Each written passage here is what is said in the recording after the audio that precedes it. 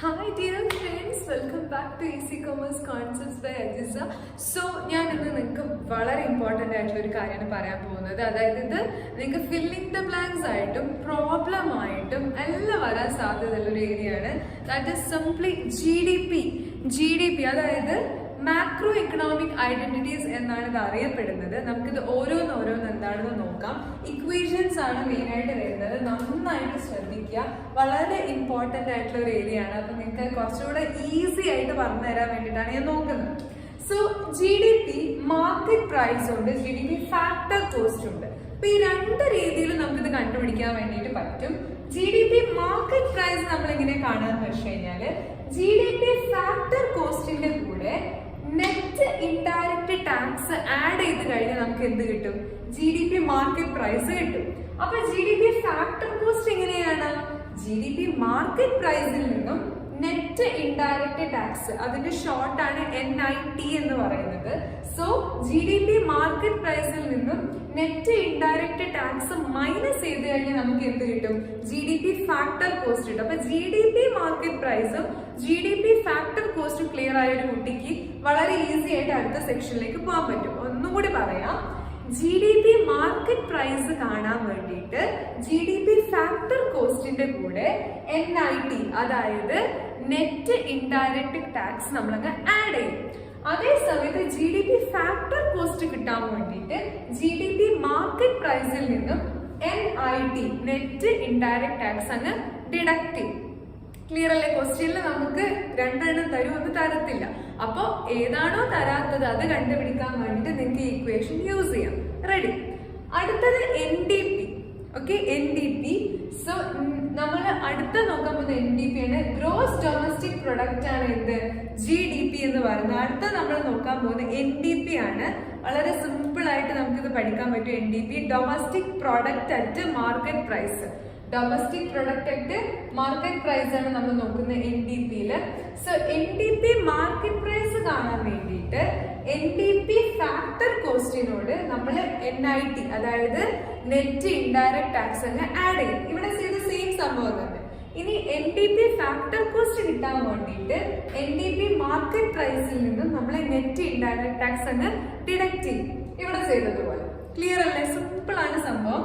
ഇനി GNP gross national product കിട്ടാൻ വേണ്ടിയിട്ട് ഇതിപ്പോ നമ്മൾ ഗ്രോസ് ഡൊമസ്റ്റിക് പ്രൊഡക്റ്റ് അല്ലേ, ഇനി ഗ്രോസ് നാഷണൽ പ്രൊഡക്റ്റ് കിട്ടാൻ വേണ്ടി എന്ത് ചെയ്താൽ മതി? GDP-യുടെ കൂടെ അതായത് ഗ്രോസ് ഡൊമസ്റ്റിക് പ്രൊഡക്റ്റിന്റെ കൂടെ എന്ത് ചെയ്താൽ മതി? NFIA നമ്മൾ അതങ്ങ് ആഡ് ചെയ്ത് കൊടുത്തു കഴിഞ്ഞാൽ നമുക്ക് എന്ത് കിട്ടും? GNP കിട്ടും. ക്ലിയർ അല്ലേ? സോ ഇത് വളരെ സിമ്പിൾ ആയിട്ടുള്ള ഒരു കോൺസെപ്റ്റ് ആണ്. നമുക്ക് പെട്ടെന്ന് തന്നെ മനസ്സിലാക്കി എടുക്കാൻ വേണ്ടിയിട്ട് പറ്റുമ്പോൾ ഈ ഒരു ഏരിയയുടെ കൂടെ തന്നെ എനിക്ക് നിങ്ങൾക്ക് വേറെ കുറച്ച് സംഭവങ്ങളും കൂടി ഒന്ന് പറഞ്ഞു തരാനുണ്ട്. അതാണ് GDP ഡിഫ്ലേറ്റർ. GDP ഡിഫ്ലേറ്റർ എന്ന് പറഞ്ഞൊരു സംഭവം കൂടി ഒന്ന് പറഞ്ഞു തരാനുണ്ട്. അതായത് nominal GDP divided by real GDP ചെയ്ത് കഴിഞ്ഞാൽ നമുക്ക് GDP ഡിഫ്ലേറ്റർ കിട്ടും. ഇതൊക്കെ ഫില്ലിംഗ് ദ ബ്ലാങ്ക്സ് ആയിട്ടും അതേപോലെ നമുക്കൊരു ഹിന്റ് തന്നിട്ട് അതിന്റെ താഴെ അതുപോലെ വരുന്ന വേറൊരു ക്വസ്റ്റ്യൻ കിട്ടുക. അപ്പൊ നമ്മളോട് അത് കണ്ടുപിടിക്കാൻ പറയും. അപ്പൊ അങ്ങനെയൊക്കെ വരുന്ന ഒരു ക്വസ്റ്റ്യൻ ആയിട്ട് ഇത് കണ്ടിട്ടുണ്ട്, GDP ഡിഫ്ലേറ്റർ. പിന്നെ നിങ്ങളോട് ചോദിക്കുന്ന ഒരു ക്വസ്റ്റ്യൻ ആണ്, ഇപ്പോഴും ചോദിക്കുന്ന ഒരു ക്വസ്റ്റ്യൻ ആണ് സർക്കുലർ ഫ്ലോ ഓഫ് ഇൻകം. അതിന്റെ ഒരു ഡീറ്റെയിൽഡ് ക്വസ്റ്റ്യൻ ഞാൻ ഇട്ടിട്ടുണ്ടായിരുന്നു. എന്നാലും ഒന്ന് പറയാം. ഫേംസും ഹൗസ് ഹോൾഡും ഉണ്ടാകുന്ന സമയത്ത് ഹൗസ് ഹോൾഡിൽ നിന്ന് ഫേമിലേക്ക് എന്ത് പോകുന്നുണ്ട്? ഫാക്ടേഴ്സ് പോകുന്നുണ്ട്. ഫാക്ടേഴ്സ് ഓഫ് പ്രൊഡക്ഷൻ ആയ ലാൻഡ്, ലേബർ, ക്യാപിറ്റൽ, ഓർഗനൈസേഷൻ ഇതെല്ലാം മൂവ് ചെയ്യുന്നുണ്ട്. അതിന് വേണ്ടിയിട്ട് ഫേമിൽ നിന്ന് ഹൗസ് ഹോൾഡിലേക്ക് എന്തൊക്കെ പോകുന്നുണ്ട്? ലാൻഡിന് നമ്മൾ റെന്റ് പോകുന്നുണ്ട്, ലേബറിന് വേജ് പോകുന്നുണ്ട്, ക്യാപിറ്റലിന് ഇൻട്രസ്റ്റ് പോകുന്നുണ്ട്, ഓർഗനൈസേഷന് പ്രോഫിറ്റ് പോകുന്നുണ്ട്. സോ ഫാക്ടേഴ്സ് ഓഫ് പ്രൊഡക്ഷൻ പോകുന്നതിന് എന്ത് പോകുന്നുണ്ട്? ആ ഒരു ഫാക്ടർ പേയ്മെന്റ് അവിടെ പോകുന്നുണ്ട്. അപ്പൊ ഇതിലൊന്ന് റിയൽ ഫ്ലോയും ഒന്ന് മണി ഫ്ലോയും ആണ്. അതാണ് ഇതിൽ പരീക്ഷയ്ക്ക് ചോദിക്കുന്ന ഒരു സംഭവം. നമുക്ക് കുറച്ച് സംഭവങ്ങൾ തന്നിട്ട് ഇതിൽ ഏതാണ് റിയൽ ഫ്ലോ ഏതാണ് മണി ഫ്ലോ എന്ന് ചോദിക്കും. ഫാക്ടർ സർവീസുകൾ നമ്മളിപ്പോ പറഞ്ഞല്ലോ, അതായത് ഫാക്ടേഴ്സ് ഓഫ് പ്രൊഡക്ഷൻ ആയിട്ട് പോയിട്ടുള്ള സംഭവങ്ങൾ, ആ ഫാക്ടർ സർവീസുകൾ പോകുന്നതിന് റിയൽ ഫ്ലോ ആയിട്ടും ഇതിനായിട്ട് മണി ബേസ്ഡിൽ പോകുന്ന റിട്ടേൺ ഉണ്ടല്ലോ, അതായത് ഫാക്ടർ പേയ്മെന്റുകൾ, ഈ അതേപോലെ റെന്റ്, വേജ്, ഇൻട്രസ്റ്റ്, അതേപോലെ തന്നെ പ്രോഫിറ്റ്, ഇതെല്ലാം എന്താ മണി ഫ്ലോയാണ്. ഇതേപോലെ തന്നെ ഇതിന്റെ മുകളിൽ വേറൊരു സംഭവം നടക്കുന്നുണ്ട്. അതായത് ഈ ഫാക്ടേഴ്സ് ഓഫ് പ്രൊഡക്ഷൻ ഒക്കെ ഉപയോഗിച്ചിട്ട് നമ്മുടെ ഫേമിൽ നിന്ന് ഗുഡ്സ് ആൻഡ് സർവീസസ് ഹൗസ് ഹോൾഡിലേക്ക് പോകുന്നുണ്ട്. അതിന്റെ ഗുഡ്സ് ആൻഡ് സർവീസസ് എന്ന് ഞാൻ പറയാം, അതൊരു റിയൽ ഫ്ലോ ആണ്. ഇത് ഹൗസ് ഹോൾഡ് വാങ്ങിച്ചിട്ട് അതിനൊരു പേയ്മെന്റ് ഹൗസ് ഹോൾഡിൽ നിന്നും എങ്ങോട്ട് പോകുന്നുണ്ട്, ഫേമിലേക്ക് പോകുന്നുണ്ട്. അതിന് സ്പെൻഡിങ് എന്നാണ് പറയാ, അതൊരു മണി ഫ്ലോ ആണ്. സോ സർക്കുലർ ഫ്ലോ ഓഫ് ഇൻകത്തില് നമ്മൾ എന്ത് പറയാറുണ്ട്, റിയൽ ഫ്ലോയും ഉണ്ട്, മണി ഫ്ലോയും ഉണ്ട്.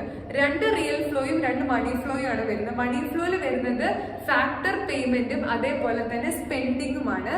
അതില് റിയൽ ഫ്ലോ ആയിട്ട് വരുന്നത് ഫാക്ടേഴ്സ് ഓഫ് പ്രൊഡക്ഷൻ, ഫാക്ടർ സർവീസുകളും ഗുഡ്സ് ആൻഡ് സർവീസസുമാണ്. അത് നന്നായിട്ടൊന്ന് നോക്കണം, ഇമ്പോർട്ടന്റ് ആയിട്ടുള്ള ഒരു ഏരിയ ആണ്. പിന്നെ നിങ്ങളോട് ചോദിക്കാൻ സാധ്യതയുള്ള ഒരു ക്വസ്റ്റ്യൻ ഈ ഒരു ചാപ്റ്ററില് methods of measuring national income വളരെ ഇമ്പോർട്ടന്റ് ആണ്.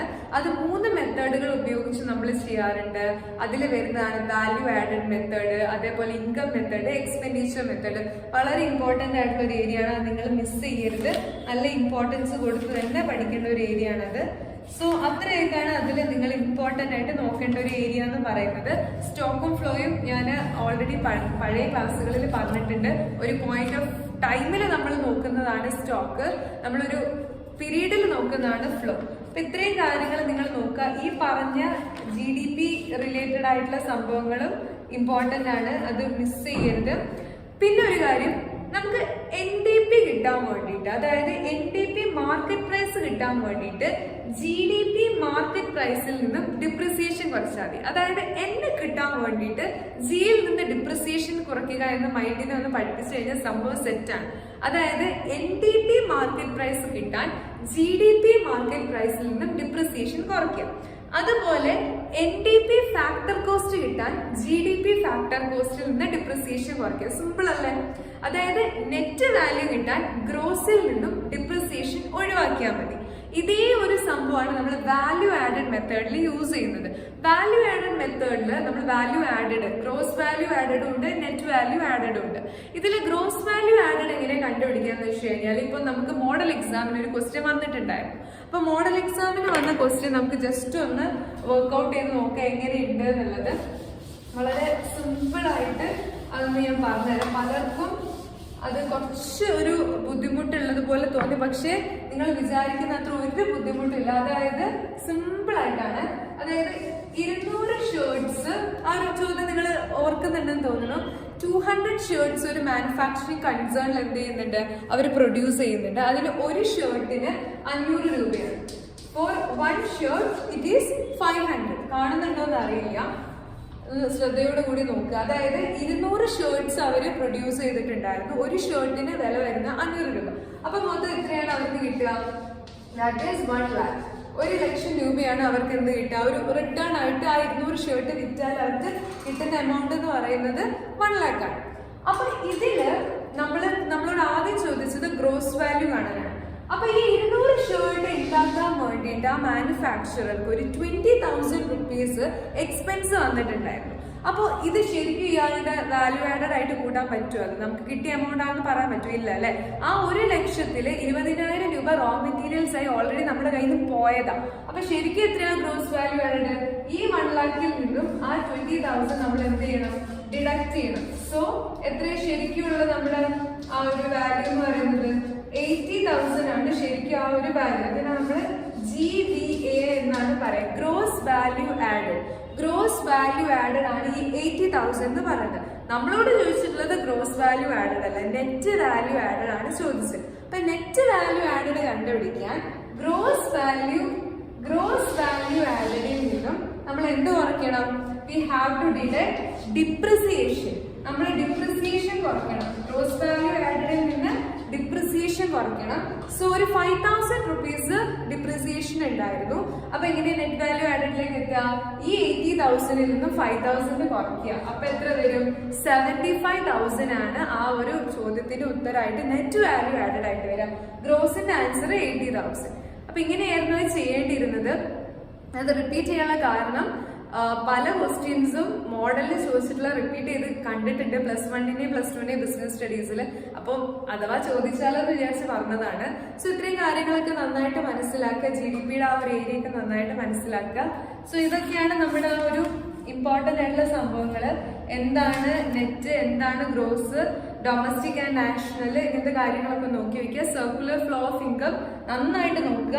പിന്നെ നേരത്തെ ഞാൻ പറഞ്ഞ വാല്യൂ ആഡഡ് മെത്തേഡ്, അതേപോലെ തന്നെ ഇൻകം മെത്തേഡ്, എക്സ്പെൻഡിച്ചർ മെത്തേഡ് നന്നായിട്ട് നോക്കുക.